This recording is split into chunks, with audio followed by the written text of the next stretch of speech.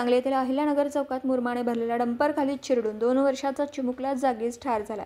मनोज हुंकार ऐवळे राहणार अहिल्यानगर झोपडपट्टी असं मयत चिमुकल्याचं नाव आहे। हा अपघात शनिवारी सकाळी 9 वाजता झाला। अपघातानंतर डंपर चालकाने घटनास्थळावरून पलायन केलं, तर संतप्त जमावाने डंपरची तोडफोड केली आहे। याबाबत सविस्तर माहिती अशी की अहिल्यानगर चौकामध्ये शनिवारी 29 डिसेंबर रोजी सकाळी 9 वाजण्याच्या सुमारास गाडी नंबर MH10DT 4440 हा मुरमाने भरलेला अशोक लेलँड डंपर माधवनगरहून अहिल्यानगरकडे जात होता। तर अहिल्यानगर झोपडीत राहणारे मनोज रस्त्याच्या कडेला खेळत असताना तो डंपर खाली चिरडून त्याचा जागेवर मृत्यू झाला। अपघात होताच ड्रायव्हरने गाडी सोडून पलायन केलं, तर संतप्त जमावाने गाडीची तोडफोड केली।